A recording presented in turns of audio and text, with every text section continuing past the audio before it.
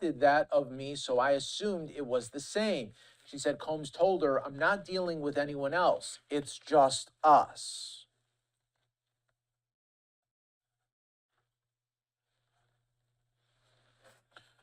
And we are here with you worldwide on Live Now from Fox. Again, we appreciate all our new viewers continuing to watch with us. Cassie is on the stand, continuing to talk about their relationship. And we just discussed moments ago how the prosecution is now trying to establish for the jurors that early on in the relationship, Cassie was very jealous because that there was multiple partners that not only she had, but also that he was experiencing while they were seeing each other on and off. So this is crucial because the defense is going to try to poke holes and say that they had a very, very jealous relationship, that because she was so jealous that maybe she would come up with different ideas in her head about how the relationship was perceived and so forth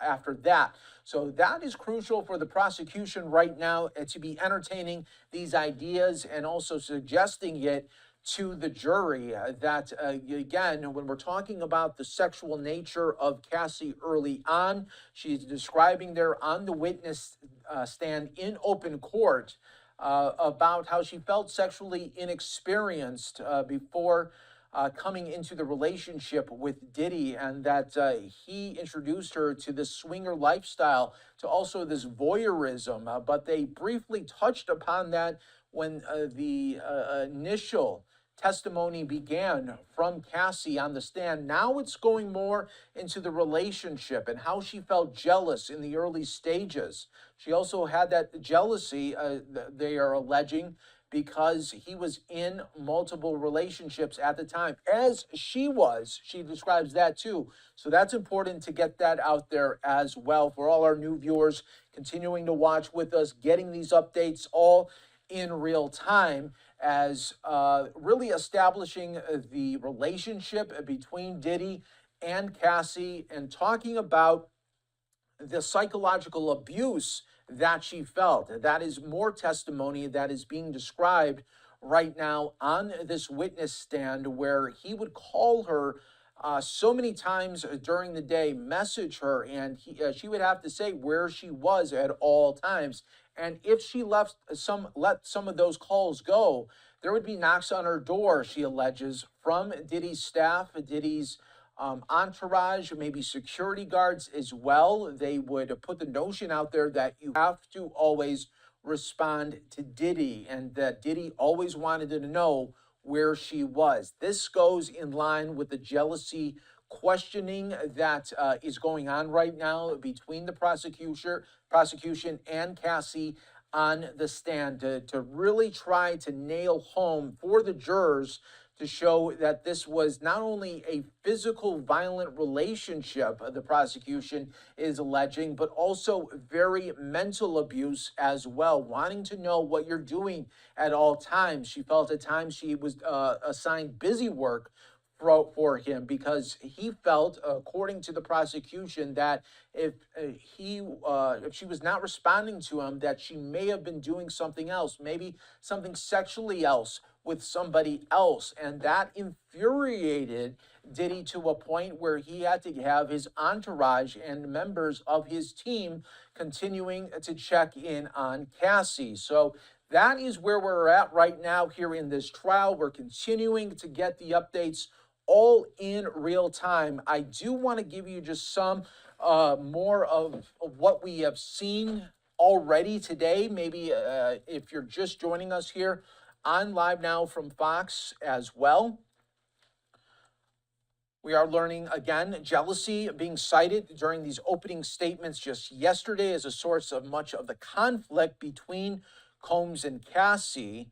Also, we are learning about the initial first stages of their relationship and their sexual encounters together. Elaborating on why she felt it was so difficult to refuse Combs's demands, Cassie reiterated her fears of violence and blackmail videos from Freakoffs being disseminated on the internet. Sean is a really polarizing person, also really charming. Cassie said it's hard to really be able to decide in that moment what you need when he's telling you what he wants. I just didn't know. I didn't know what could happen or would happen. After touching on the violence and freak-offs as well that are central to the federal charges, Assistant U.S. Attorney Emily Johnson returned to eliciting biographical and historical information about Cassie, including when she first signed to Bad Boy Records in early 2006.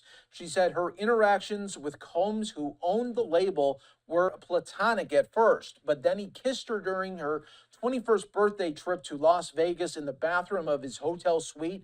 I was just really confused at the time, she said, and I was very young. After the Las Vegas trip, Cassie said she was invited by Combs to hotels in New York where they talk about music projects and albums. When Assistant U.S. Attorney Emily Johnson asked what else happened at hotels, Cassie took a deep breath and said she was introduced to the idea of oral sex at the hotels. Cassie also noted that Combs is 17 years older than her and that she was sexually inexperienced when they first got together.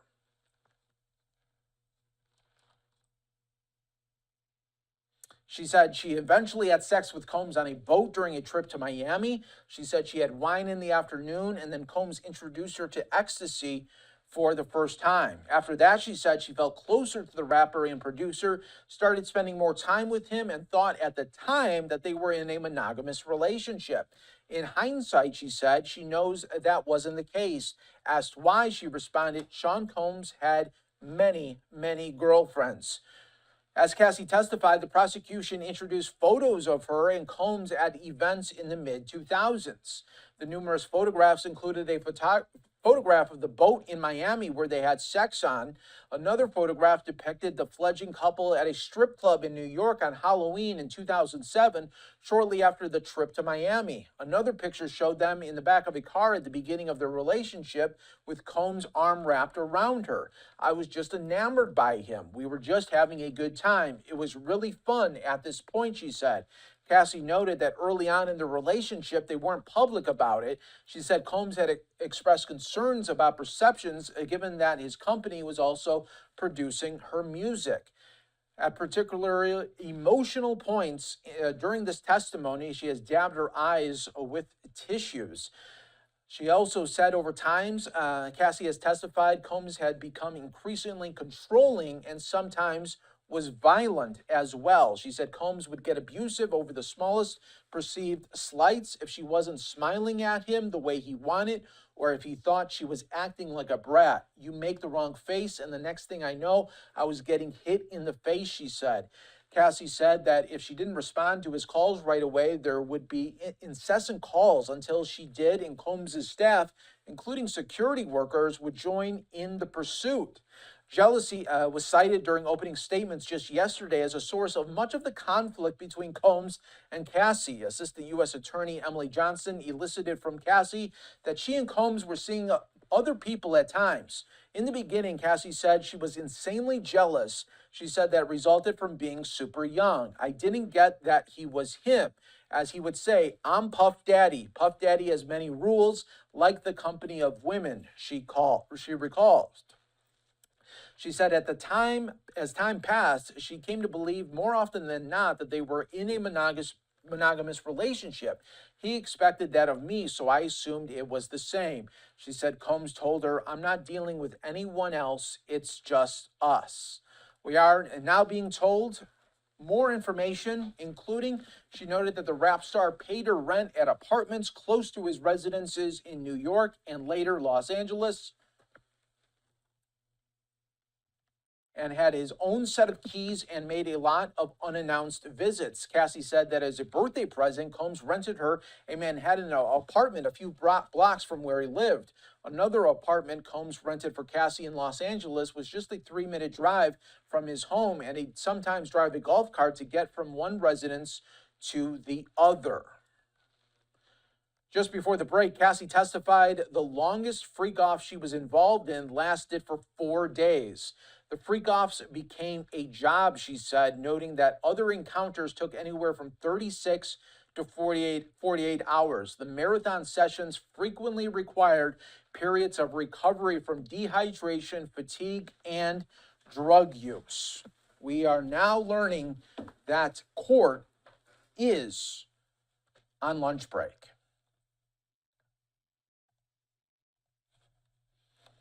All right, everyone. So I'll just reloop some of these big updates that just came in for all of us here on Live Now from Fox. Remember, we are all in this together, getting these updates all in real time on Live Now from Fox. So let me do that for you, give you these updates all in real time.